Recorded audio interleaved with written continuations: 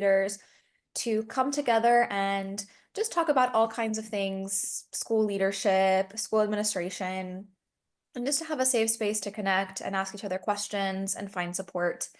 Um, Thank you all for showing up today because I know this is a particularly really difficult and busy time for schools. It's the enrollment period, but it means a lot to just have this space where you can kind of come together and talk to other leaders and debrief a little bit.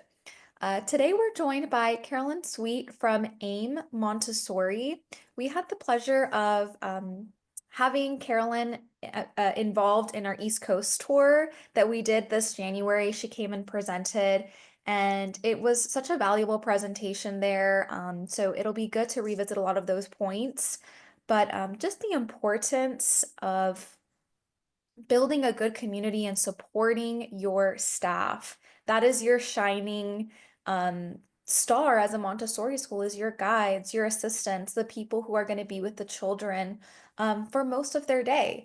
So I'm going to go ahead and pass it over to Carolyn, who's put together a presentation. Feel free to drop any comments or questions, and at the end, we'll also have some time for a discussion and Q&A. All right, Carolyn. Thank you, Camilla. It's so nice to see everyone. I'm thankful to be here today.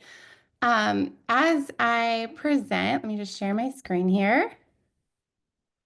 I also invite you to comment in the chat and to be involved. I think that this is a topic that all of you are probably doing well in a lot of ways, and I would love to hear what you're doing and hear your ideas and have us share those with one another so that we can truly gain from everyone else's experiences and knowledge. So please chat. I don't know if I'll be able to see it, but Camilla will be able to see it. She can alert me to anything good that pops up or any ideas, and I'm sure we can share those with each other. So I'm Carolyn Sweet. I am currently the Marketing and Communications Director for the Authentic Institute of Montessori. And if you're not familiar with AIM, we have been around since 2011, so almost 15 years now. And I've been with AIM for the last 3 years. And we recently rebranded from Age of Montessori to AIM within the last 2. We are a MACD accredited training center, so we train Montessori guides, and we also have a whole array of professional development offerings in terms of online on-demand courses. We do an annual summit that we host for free and low cost for Montessori communities, and we provide custom PD for Montessori schools. So we're a nonprofit. We do all of this for our love of Montessori and to make sure that we are helping Montessori schools across the nation and around the world flourish. So we've also translated our programs into Vietnamese, Swedish, and Spanish. So we really tried to make our programs as accessible as possible. So I start by, whenever I talk with anyone or have a good conversation about Montessori, I always kind of start with a question about how they got into this, like what their Montessori origin story is. And that I credit to my friend Andrew Falstich, who asked me that, what is your Montessori origin story? And so I'll give you a brief breakdown of mine so you know where I'm coming from as I impart these ideas to you. So in 2010, my husband and I had both gone to school and got bachelor's degrees and master's degrees and things that we were really passionate about, but things that really didn't make a lot of sense. So I chose art history and he chose history. And then we were like, oh, what do we do now? So we ended up going back to grad school, and my husband became a teacher. He went to school for curriculum instruction, got his master's, started out in traditional schools, and very quickly was like, I can't do this. This isn't going to work for me. So as we're sort of reevaluating our lives and trying to figure out what's next, he came across an advertisement in a small local paper that was asking for an adolescent guide for a Montessori school, and it required that someone have a sense of humor. And he was like, okay, I think I'm going to check this out. And he went to the Montessori school, and it was a really well-established school celebrating its 50th year this year. And he fell in love, right? Like he drank the Kool-Aid right away. He got a tour from the infant toddler through the adolescent program. And he came home and he was amazed at these little children pouring, and drinking out of water glasses, and just the prepared environments and everything that he saw was amazing to him. So this was long before we had children. He took the job, of course, we had our children, they started in infant toddler communities there, and I started to get a little envious that they were all in this beautiful Montessori community and I wasn't. So a job opened up there for marketing and admissions, and I took it and worked there for 3 years before we moved to South Carolina to try to be more active in public Montessori schools. So my husband started a public Montessori adolescent program, an existing charter school here. So when we moved here, I joined the board of the Montessori preschool that I found to finish for my children to finish their Montessori cycles. And I was on that board for 3 years, and I just recently joined the South Carolina Montessori Alliance board. So I've been active in Montessori communities in a number of ways as a parent, as an administrator, as now the lead, one of the leadership of AIM. And it's something that I have a great passion for. And I've been visiting a lot of schools and spent a lot of time with school leaders. And seeing communities that aren't flourishing is always a little heartbreaking, but I think we all have it in us to lead in a way that we can really create a culture of flourishing. So, as we go through today, I really want you to share the things that you're doing that are working at your schools so that we can all see. But I want to start out with this quote from Jane Nelson. And so, with my job, one of the best things about it is that I get to talk to all of these amazing Montessorians and educators from all around the world. And recently, I had the opportunity to meet and speak with Dr. Jane Nelson. And for those of you that don't know her, she's the founder of Positive Discipline. She's amazing. She's 87 at this point and still sharing her knowledge with people. So she's a gift. And one of my favorite quotes by her is that children do better when they feel better. And I would argue that truly we all do better when we feel better, right? And this is an important aspect of leadership, is making sure that our faculty and staff feel good about what they're doing, the work that they're doing, the children that they're serving, and the community they're a part of. So what makes us feel better? Now, there's a lot of things that make us feel better, right? Like this could be a never-ending list of things. But these are some of the things that hone down what the fundamental needs of humans really are, right? So we like to feel accepted. We like to feel respected, like our opinion is heard, our voice is matters to people. We like to feel included in decision making and in processes that involve us. We like to feel supportive. And in a Montessori environment, that mostly means supported by the administration, right? Because we're not necessarily going to feel supported by our students, but the administration is someone that can really, our people that can really make us feel as though we have the support we need. And we like to make meaningful contributions, right? If we're working in a place where we don't feel like we're making meaningful contributions, we start to really kind of be a little resentful of that, I think. And we don't feel like we matter and we're not being our best selves or doing our best work. And finally, good relationships make us feel better. And when you look at all these other things, right, they combine to make a good relationship happen, right? When we're in a good relationship, we feel all of these other things. So above all, good relationships are really important to our success in any situation and overall in life. So recently I was scrolling social media and I came across this reel that was about this Harvard study on happiness. And I've experienced this before, right? Like I've read about it before, thought about it before, but every time you encounter something at a different age and different stage of life, it brings a new perspective to it. And so looking at this study now, like middle age, looking at it being like, okay, what does make me happy? What is happiness? What is the good life? It was even more fascinating to kind of dig into. And so this study started almost 80 years ago. And they basically started following this group of people from Harvard, and then they expanded it to the community. And they've been following the same group of people and their families for this 80-year period. And the study has grown bigger and included children and included women. But when it started, they were following people from different socioeconomic backgrounds.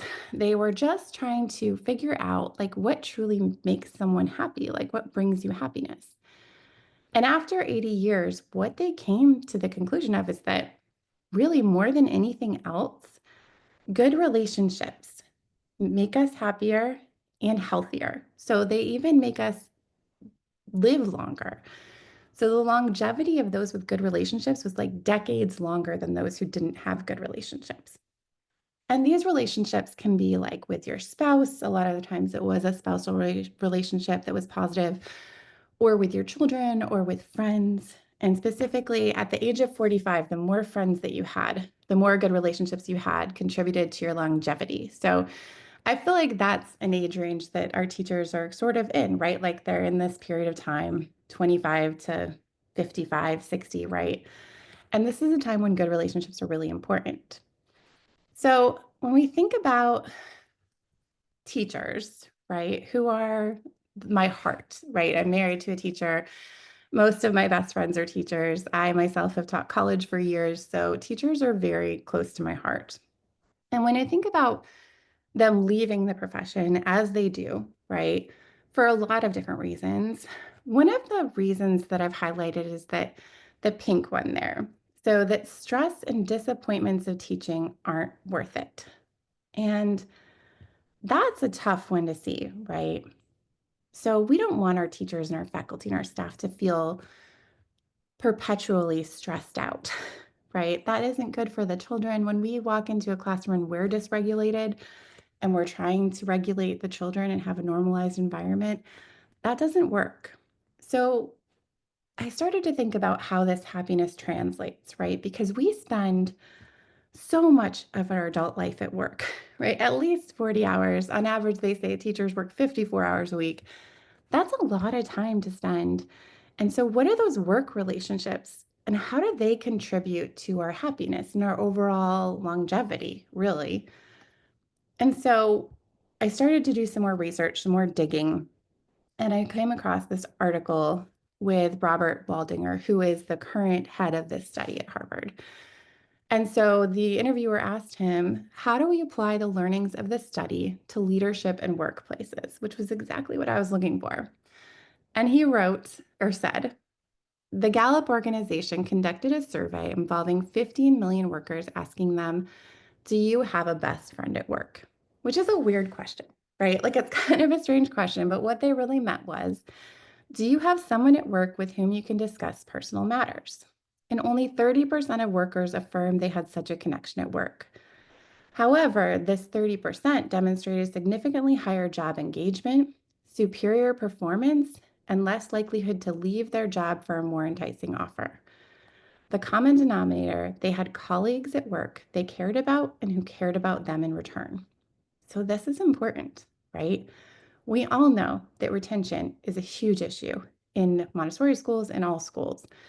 So, how do we create an environment where faculty feel connected and are able to flourish? And how does that strengthen our Montessori community? And again, I know y'all are out there doing this good work. So let us know what you're doing as we go through and tell us how you're building community in your Montessori environment. So I kept thinking about this and I was like, all right, well, work's important. Work, you spend a lot of time there. The relationships you have there are important. So how do we as leaders, right, support our faculty and staff? And I was thinking, okay, well, what are the fundamental building blocks of the Montessori philosophy, and how do we take those and apply them to the way that we lead and the way that we support the people in our organization? And so there could be lots of different answers to this question. I don't think there's one right or wrong answer. I think that this list, again, like the what makes us happy, what makes us feel good, could go on for a very long list. But these are the basics, these are the pillars that I was able to take away as I sort of considered what Montessori philosophy, what are the building blocks of it for me? So the first is independence, right? That's an important component. And when we give our teachers autonomy, right, that's really powerful, just as we want to give the students autonomy and the independence to, you know, do what they need to do to succeed. We want to be able to give that to our teachers, our faculty, and our staff as well. We also want to make sure that grace and courtesy are an integral part of the way that we run our community, our school, Grace and courtesy is one of the most beautiful aspects of Montessori education to me as I started learning about it. And saying no thank you to my kids all the time and like being very polite in all of my interactions. I've like taken that on so inherently that now if my cats do something they're not supposed to, I'm like, no thank you. Like, please get down off the table. So it just becomes a part of who you are when you embrace it that way. Peace is a really important component for me, one of the pillars of Montessori philosophy. A feeling of peace, right? That the teacher has, that the children have, that the environment emanates. I can speak today.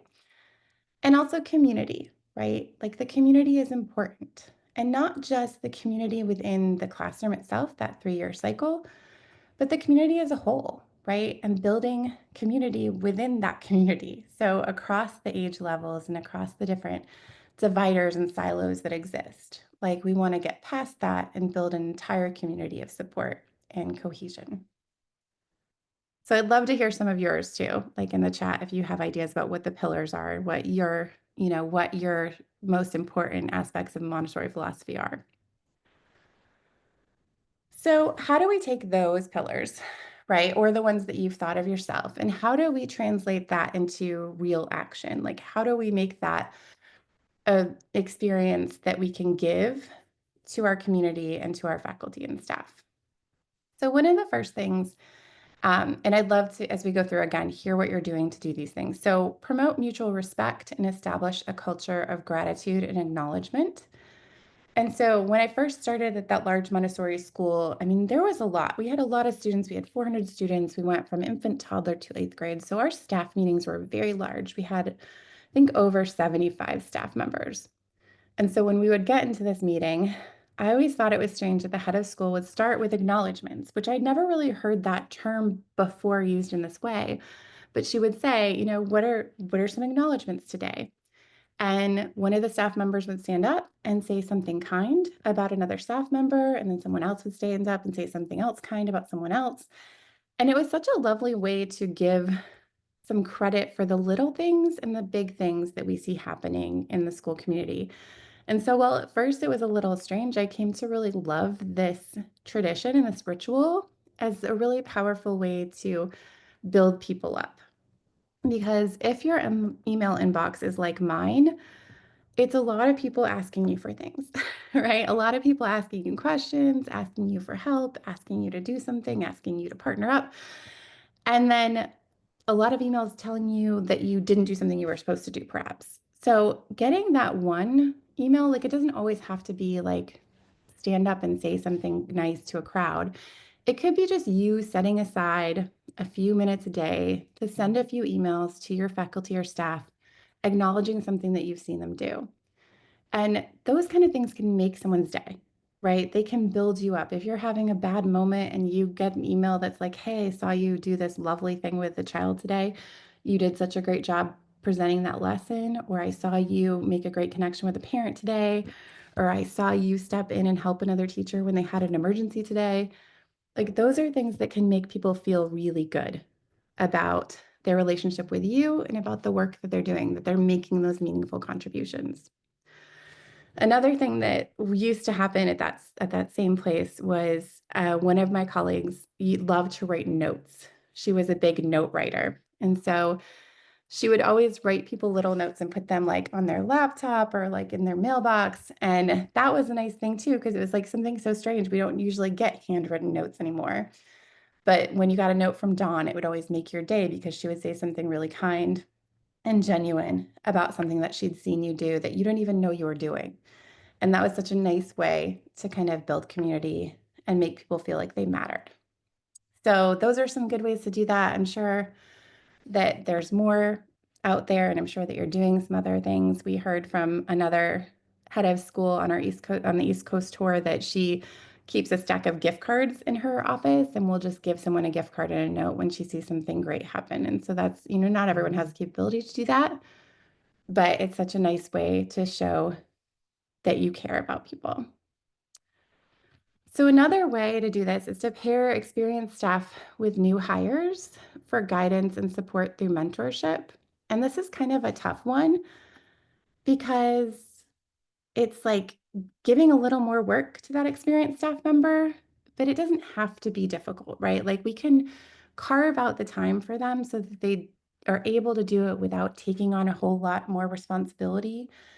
But it's such a nice thing for someone new coming into a Montessori environment to have someone who's well seasoned in the school and in the method to be able to give them advice, right?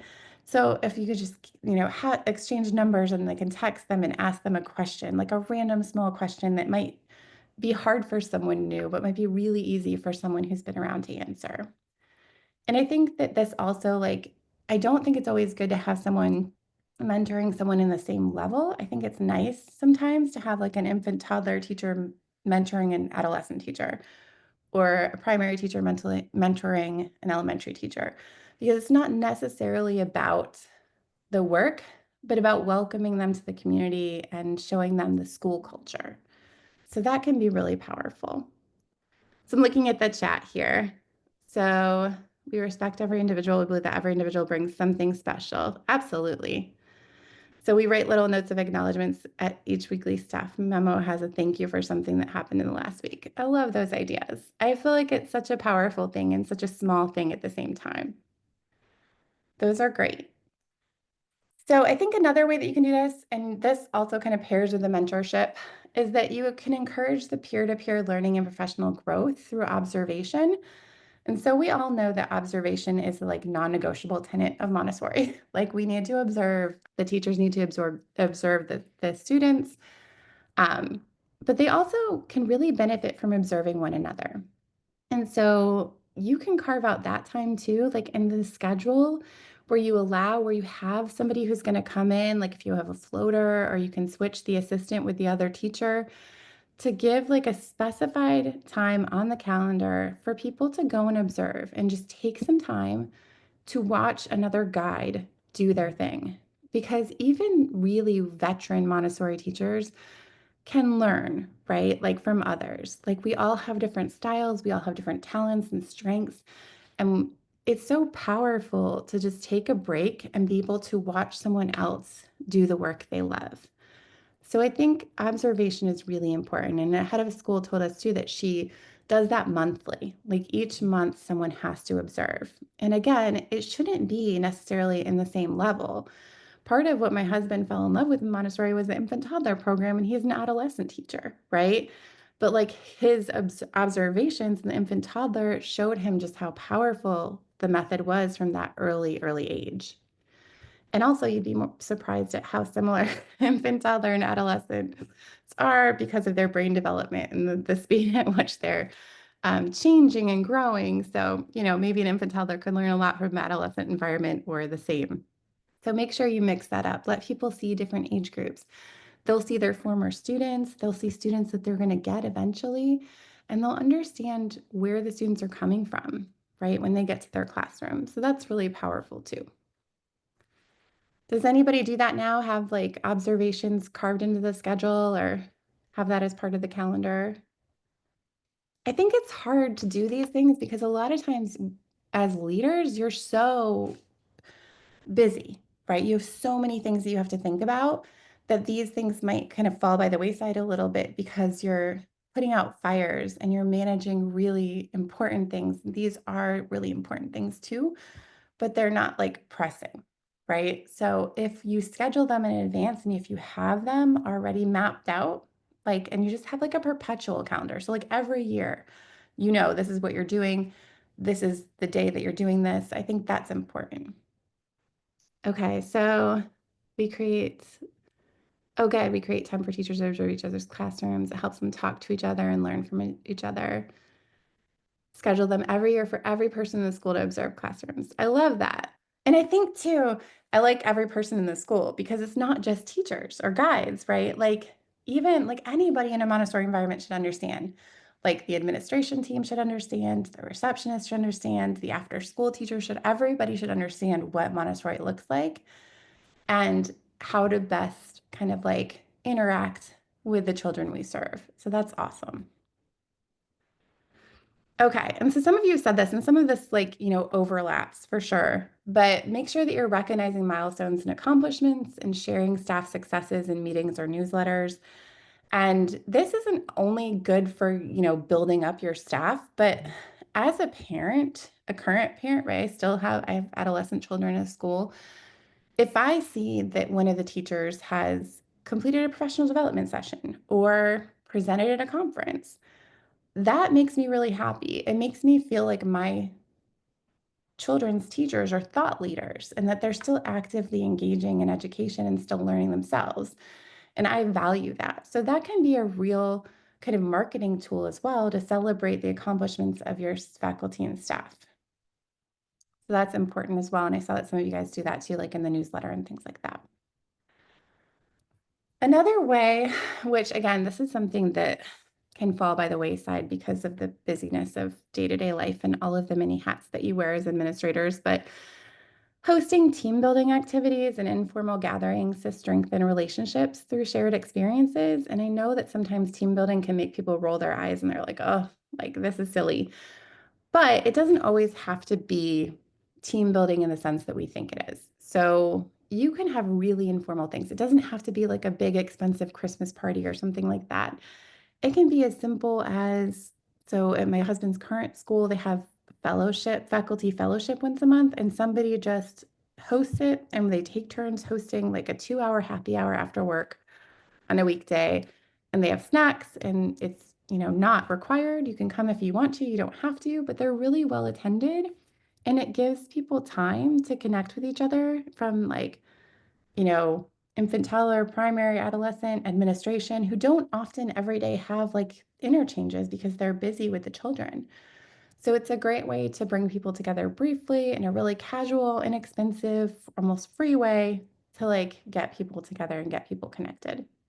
And there's other ways to do this too. And you as administration don't always have to be involved, right? Like you can also foster this with amongst your staff without attending these things.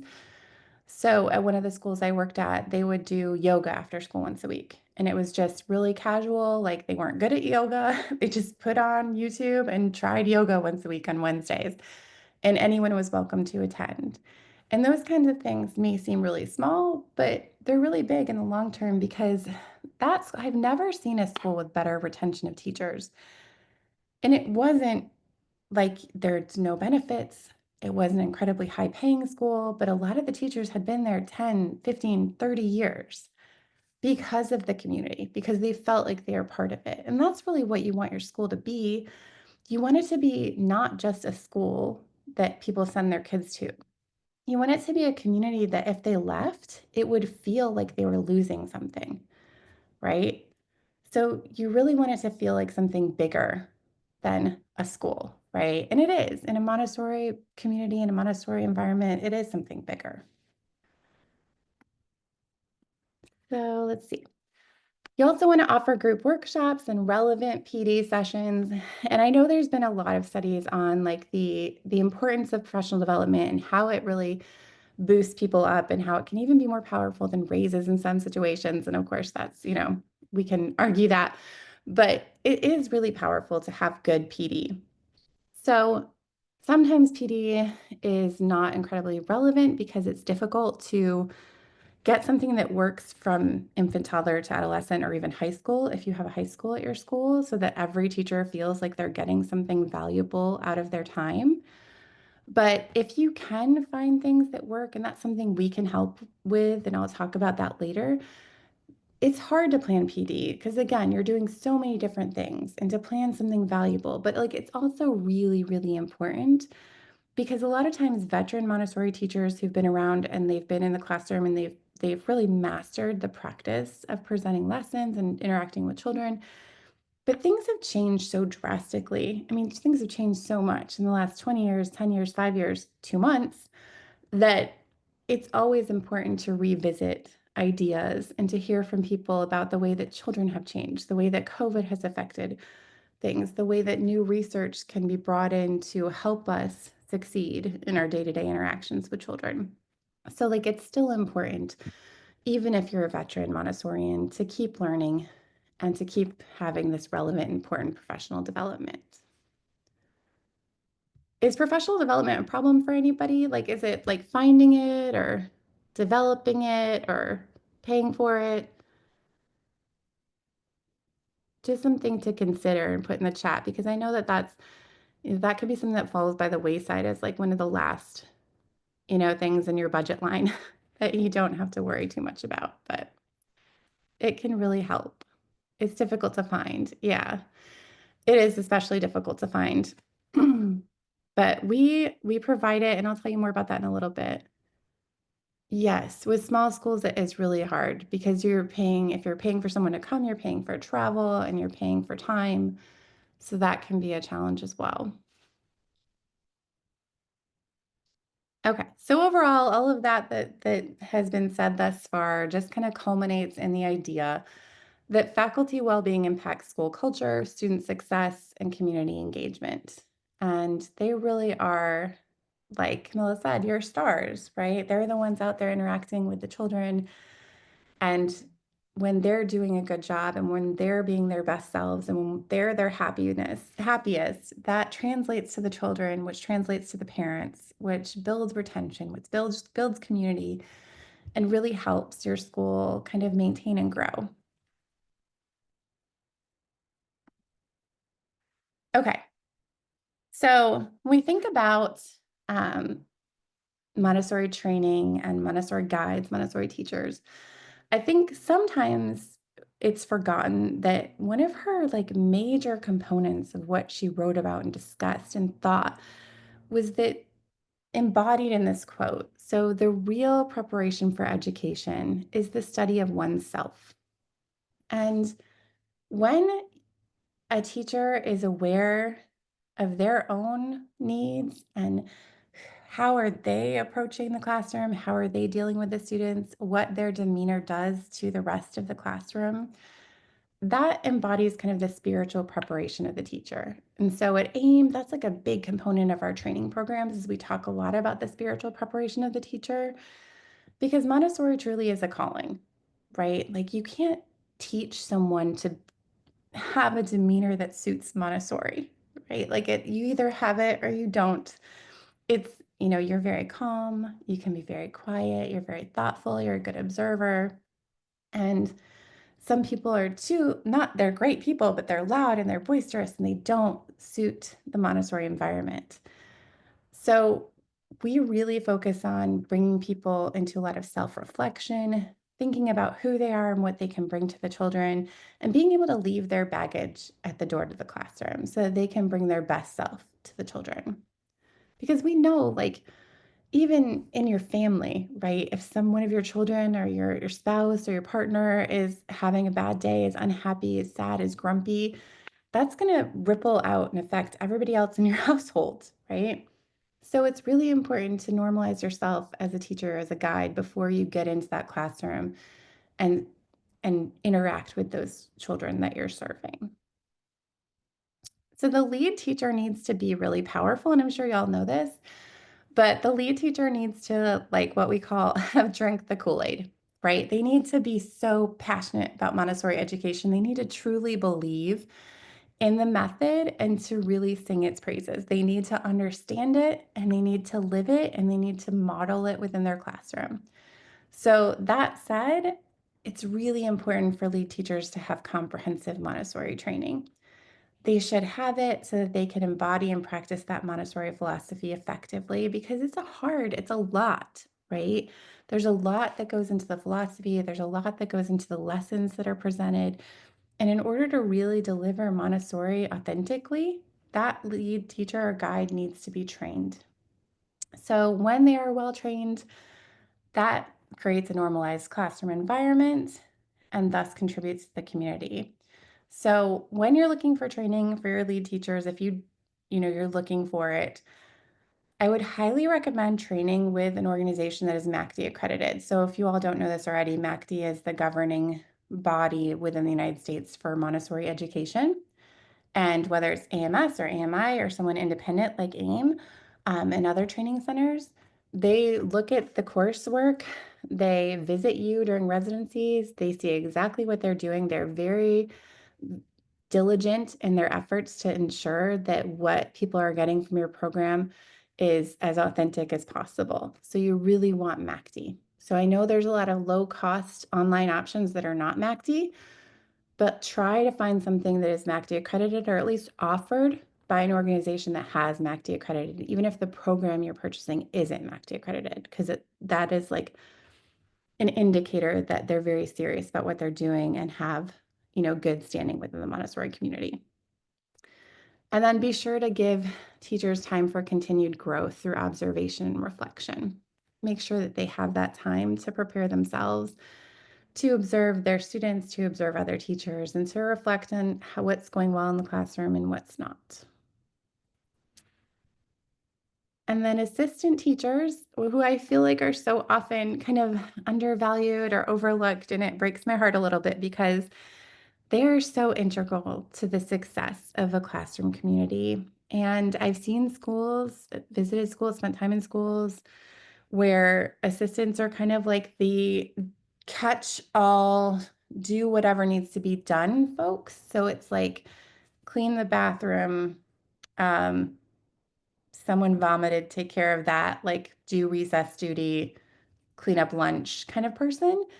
And yes, everyone should contribute to the classroom community in ways like that when there's something happening. But classroom assistants can really be trained to be the support that your lead teacher needs, not just a housekeeper, right? Like they can truly support your teacher in the work that they're doing.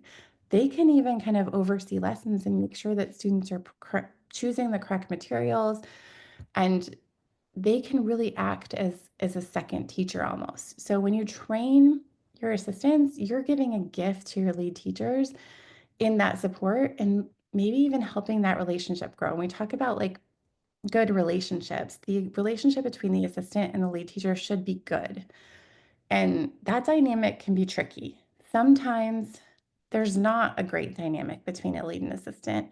And if you can try and find one, try and move stuff around so that people get along and vibe, because if they're not, that's a trickle down thing too. Like the children are going to understand and see that, like the parents are going to understand and see that. And your teacher and your assistant are both going to be unhappy in their roles. And assistant retention is even harder than lead teacher retention, I think. So be mindful of that.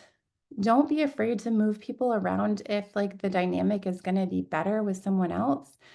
And absolutely get your Montessori assistants trained. It's so inexpensive. So there's like we offer a program for $199. I know there's some others out there for sure.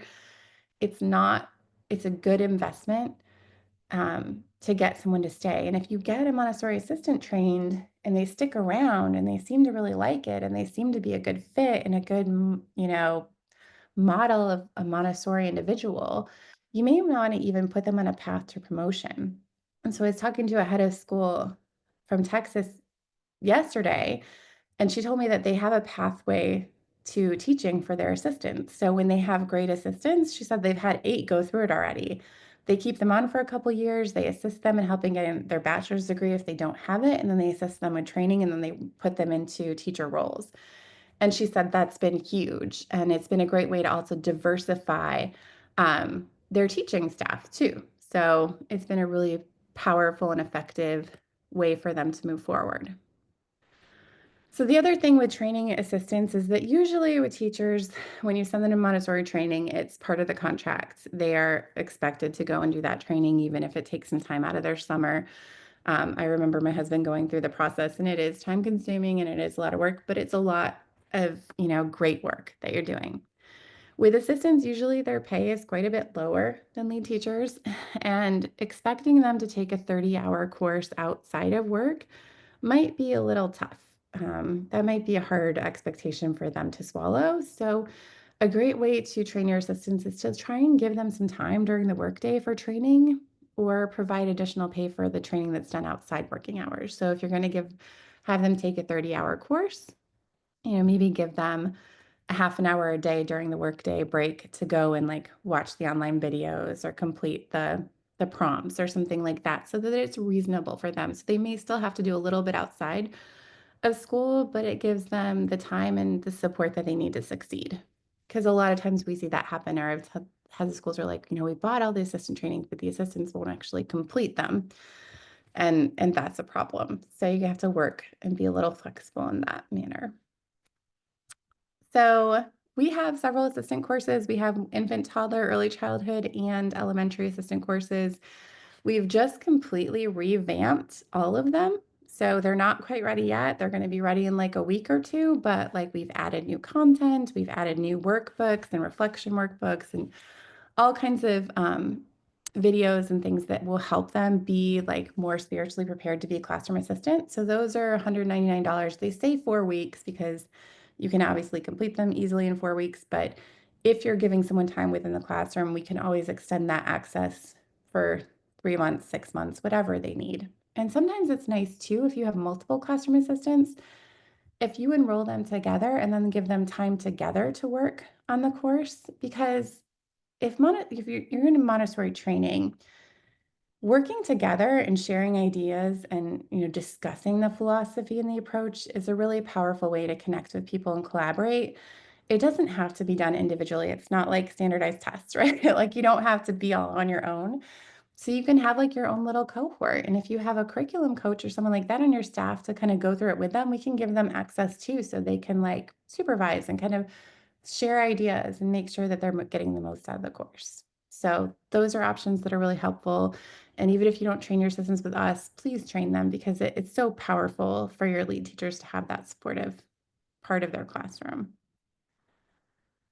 And then we also do custom PD. So after working with a lot of schools and hearing like, hey, this isn't working for us, we can't find PD that's affordable, we can't find PD that actually meets our needs, we started to just kind of say, well, what do you need? Like, tell us exactly what you need. And then we customize their needs to a very specific presentation based on their budget. So we make them a custom web page, we pull resources from all of our courses and our summits and our webinars, and we present live on Zoom, or if it's in their budget, we'll travel, or if we're close to them, because we have faculty all over the United States, we'll go to the school and present the PD.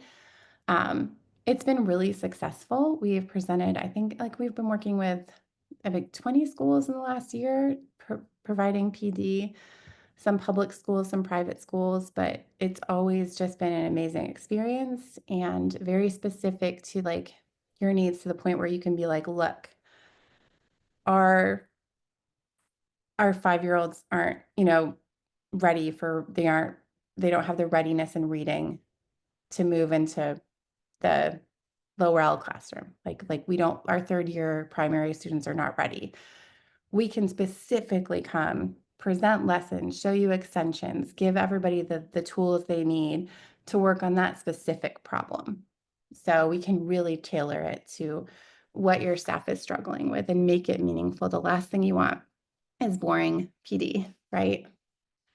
So that's something we do. So we can, if you want to reach out to me, you can check out what we offer. We can design programs specifically for you. We can do all of those things. And then we also yearly put on a summit. This year we had 34 presentations at our summit. It was just a few weeks ago.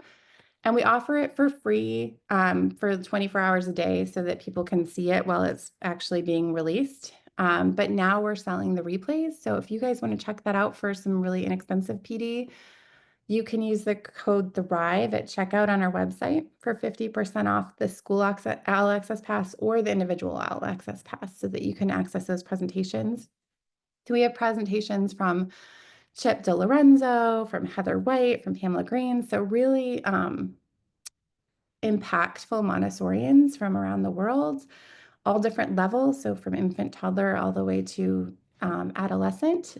We have some great presentations that your school members could take advantage of. And when they watch them, they can download free resources and things like that. So it's a great opportunity. We do it for free as a nonprofit, but then we of course charge for it after the fact to kind of bolster our ability to give people scholarships and to fulfill our mission of making Montessori more accessible. So if you want to check that out, or if you have any questions about what else we could provide to you, I'd be happy to, take your information and connect.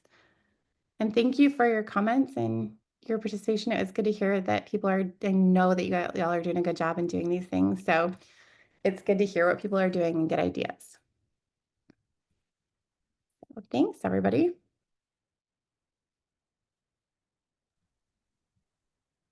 Thank you so much, Carolyn. And thank you for everyone for sharing their thoughts and experiences on this. I just wanted to like step in and reiterate, especially when it comes to assistants. I don't know about anyone else on the call, but the school that I worked at, that was the highest turnover for many years.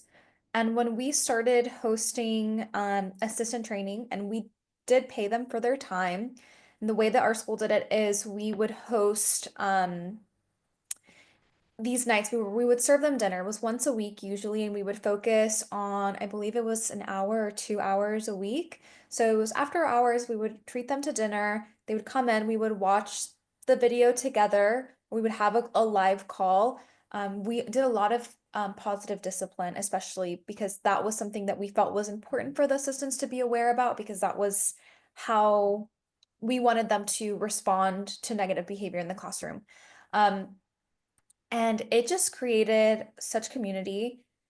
Turnover rate got a lot lower with the assistants, which saved us a lot of time and money in the long run, because it takes money to find people, to recruit, to put yourself through the process of interviewing. So, if anything, I would recommend that. I'd love to hear your ideas or what works for your schools. I love the idea of feeding people. I think that that is huge, right? Like if you're feeding people, it's all good.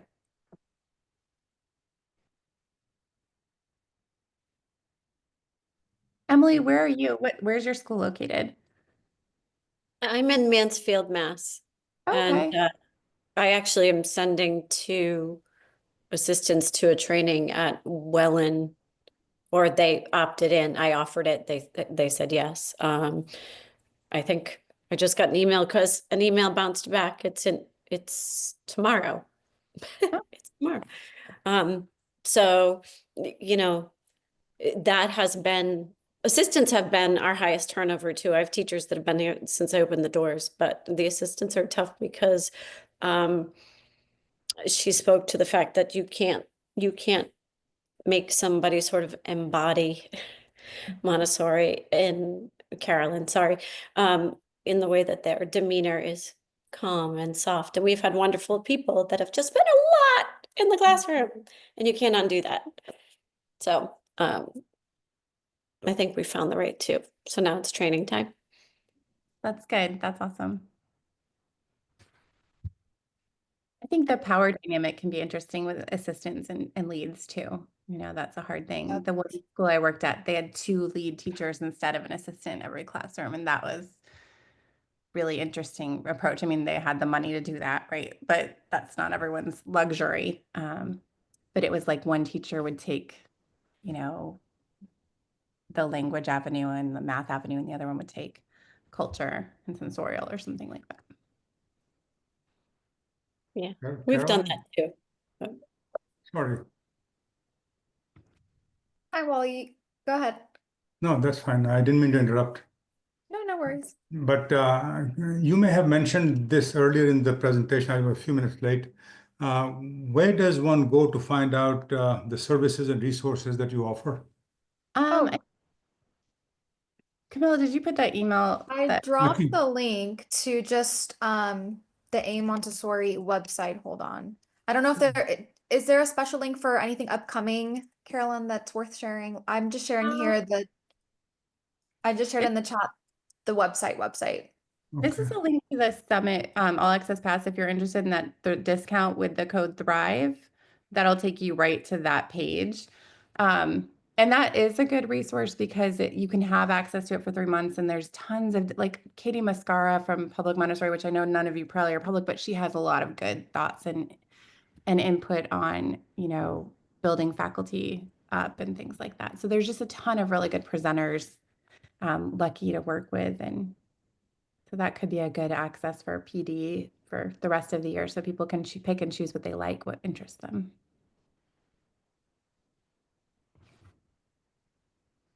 Any other Did you? questions or Yeah, I comments? have one question. We have a good culture at our school, but I have seen at other schools, where there's gossip and backstabbing that happens. And your initial, you opened up your slides with, do you have a best friend at work?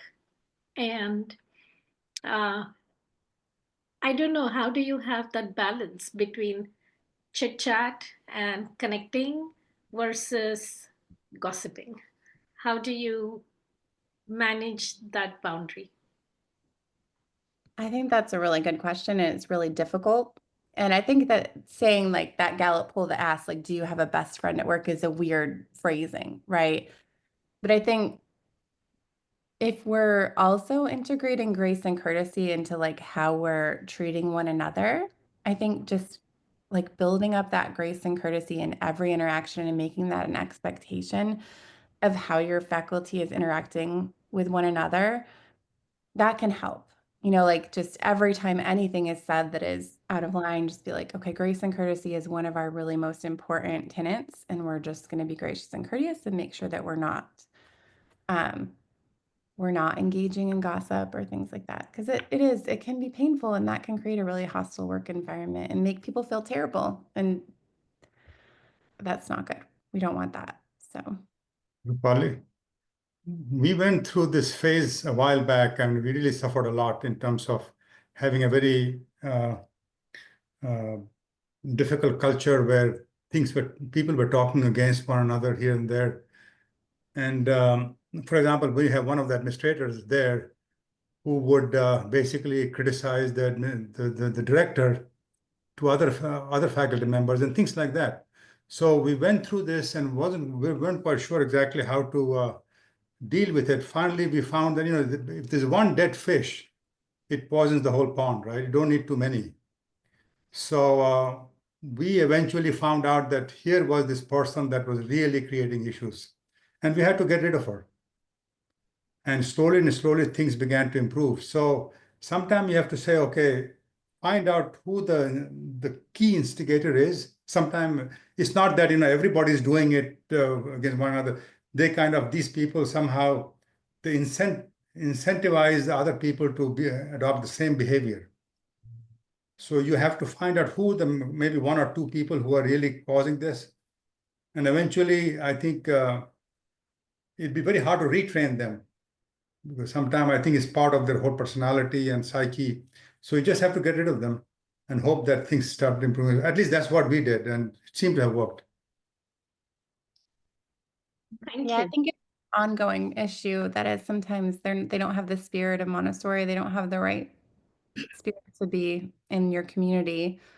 I think if it's not ongoing and it's just kind of happening and you're starting to see it happening, I think it's often good to like meet almost like the peace table, right? Like bring someone in and really address it. Say, I see that you seem unhappy and I'd like to speak to you about what, you're feeling, and just really address that and have them communicate it, because sometimes we build resent within ourselves because we're just frustrated about something and we just keep growing that frustration until we're able to express ourselves and move past it. So if it's ongoing, I agree with Wally, absolutely. But if it's something that you're seeing kind of start to happen, it doesn't hurt to just have those hard conversations. I mean, they're not fun to have sometimes, but it can actually make people trust you more and bring you closer. So In our case, the lady who left went to another school and started doing the same thing. And then the director there was much smarter than we were. She got rid of her in 2 weeks. So you end up with. But anyway, so I mean that's something that is kind of it can be very frustrating for the owner or the administrator or the director to deal with these kind of things, because you're trying to do your best, and all you're finding out that you're getting just these negative things for no reason. So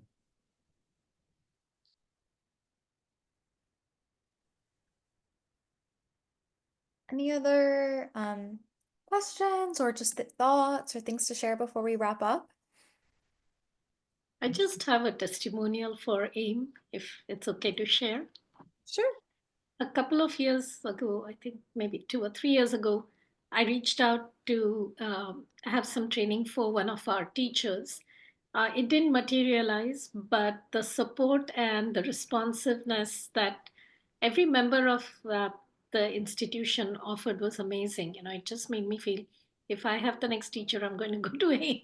So I just want to say that if you're looking for people who are truly looking to work with your school and see what meets your budget and what meets your needs, then AIM does a good job. Thank you. That's so nice. I didn't know that we had that connection. That's awesome. We really try and do that. We're a small team and we really try to work, to make it work for everyone. So thank you so much. That means a lot to me. You're welcome. All right. We'll go ahead and wrap up for this week. Thank you so much to Carolyn from AIM for joining us. Definitely check out those links that we dropped in the chat in case you want to work with them or use any of their resources. Next week, we're going to be joined by Kara Zellis, who's going to be talking a little bit about different types of therapy that you can use in the classroom. So if this is something that you are looking to do or you're interested in, she works primarily with animal therapy and things like that. So if that's something that you're curious about introducing to your Montessori school, you can join the conversation. She'll be there to answer questions about it or just to share her experiences and what she's observed with Montessori environments and that form of therapy. So we look forward to a good conversation there next week. And we also have our ongoing Montessori Thrive parenting series. So I highly recommend joining or getting your parents involved in that. Rupali was the one who led last night's call, and it was really great. And last night's conversation was all about the lasting value of Montessori. The recording is about to be posted for that on the event page. And next week, we're talking about neurodiversity in Montessori. So parents who are curious about that are welcome to join, and it's free for parents. So any parent can join for free. Emily has a quick question in the chat here. How long is the 50% off good for, and how long is the info available for, Carolyn? It's good for as long as you want. And if you try it and for some reason it doesn't work, you can reach out to me and I'll fix it. The info is available for 3 months, but if you feel like you need it longer, I can extend that to the end of the school year or whatever. It's fine. Sometimes it's hard to fit all that in because it's 34 hours content. So it's a lot. Yeah. All right, great. Thank you so much. The recording for this will be up. We're having a couple of technical difficulties with our YouTube channel, so we need to get that set up, but we're going to send it out to everyone so they can watch the link, and we should be up and running with a new YouTube channel hopefully next week. So stay tuned. All of the town halls will be moved there, including this one, so you can access it. All right. Have a great rest of your week, and thank you again, Carolyn, for sharing this presentation. Thank you for having me. Bye. Bye. Take care, everyone. Bye.